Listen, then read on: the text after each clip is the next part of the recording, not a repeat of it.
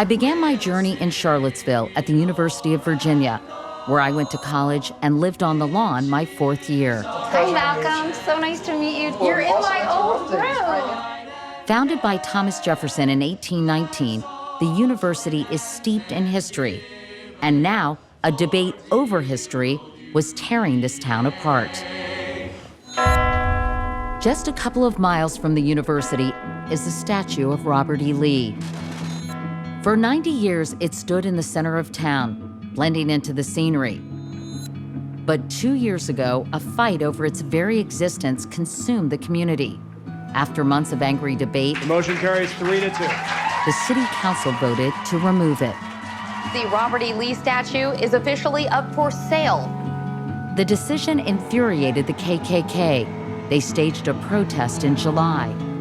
And now, white nationalists were planning a rally for August 12th.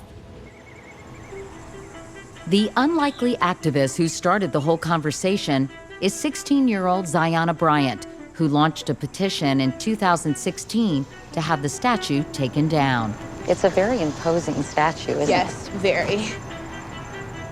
What is it about this particular statue that makes you so uncomfortable and makes other people you know uncomfortable? I think it's ridiculous that we give this man a space.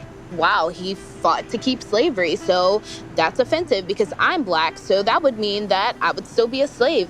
It's pretty, simple to understand, but a lot of people just don't get it. Don Gathers, a local Black Lives Matter activist, headed a commission that studied the statue. What gets lost in this argument so often is the South lost. Who gets a monument erected for losing? While Lee has been put on a pedestal, the spot where enslaved people were auctioned for more than 100 years is barely marked. You look at this thing almost in reverence because you have to, but what depicts my ancestry is something down on the ground. You can't convince me that that's just by accident or by happenstance. It's a mindset. While we were there, a visitor from Houston came by who claimed he was a distant cousin of the general and had the name to prove it. I have a feeling, Robert E. Lee, you think Robert E. Lee should stay. Absolutely. I value the ideals he stood for: freedom, individualism. How about other people of prominence who had slaves? Should we take all of their statues down as well? So your argument is where do you draw the line? Absolutely correct. And when are we moving on with life? The August 12th Unite the Right rally at the Lee Monument. Some say the event is too dangerous to go on. As the city was putting up barricades around the park, the tension in the air was palpable, and no one was certain what would happen the next day. So I drove to the outskirts of Charlottesville to meet the organizer of the so-called Unite the Right rally, Jason Kessler. What is the point of your rally?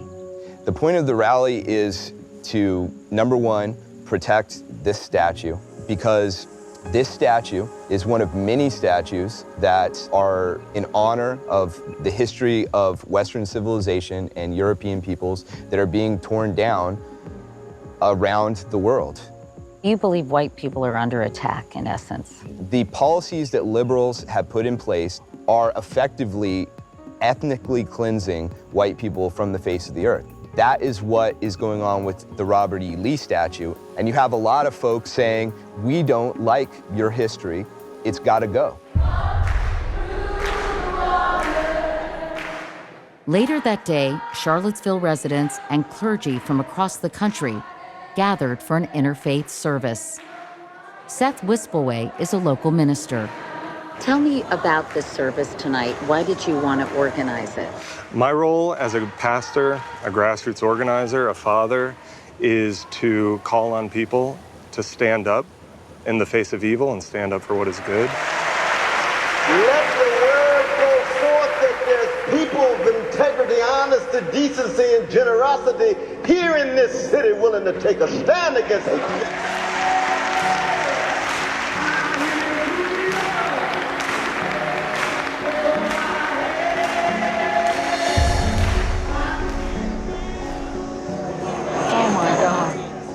In In the middle of the service, we started hearing rumors that Jason Kessler's group was also planning something for that night.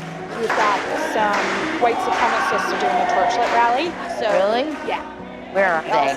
They're on the field, the nameless field. Community organizers secured the doors. When violence and hatred are flourishing, it is necessary that love show up. Reverend Tracy Blackman, who traveled from Ferguson, Missouri, was defiant. Whose streets? Whose streets? Whose streets?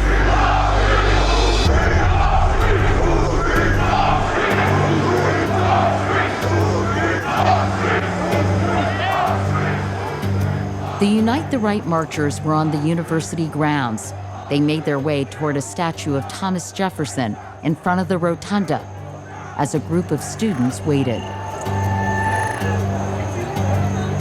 You see, the raising of the Confederate monuments is exposing once again this nation's racist roots. And they come with the same weapons that have been used for generations.